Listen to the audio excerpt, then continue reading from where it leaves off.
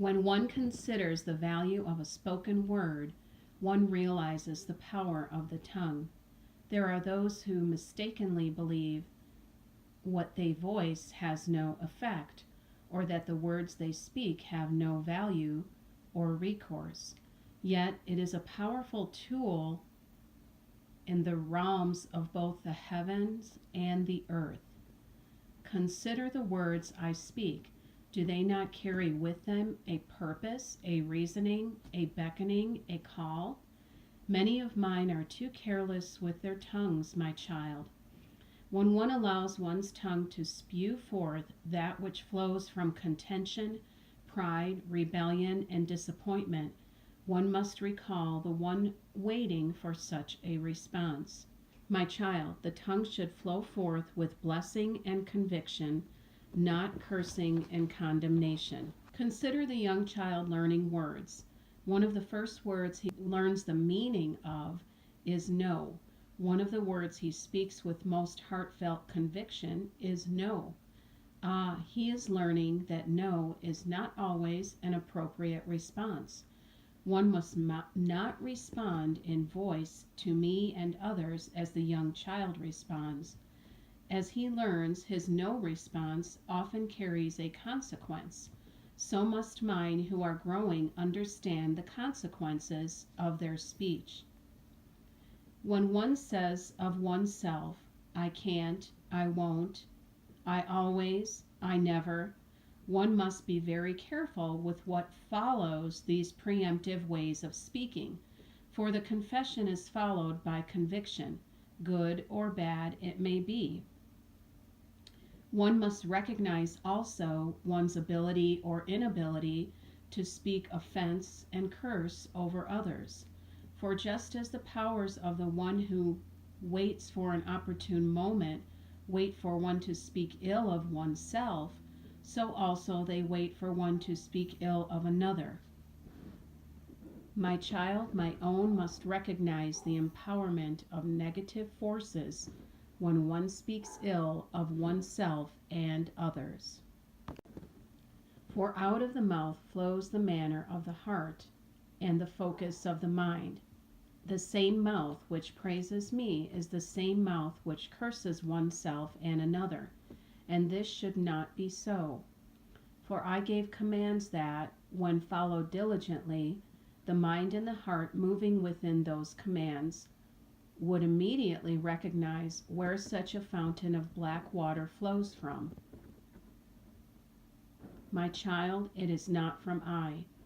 To stop and address one's thoughts and heart before allowing one's tongue to spew forth that which is not of me is vitally necessary if one is to pursue a close walk with me as one ought.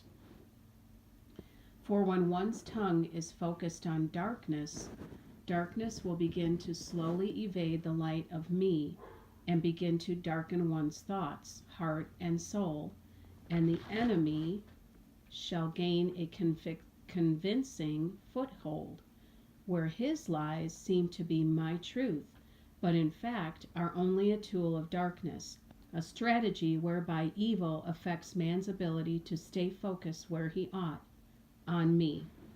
You see, my child, when one spews forth those words of darkness, one can rest assured that the purveyor of such dark words is the one who wishes all my light to be dimmed, so that his dark thoughts, his putrefied heart, his foul tongue may be used to lead one astray.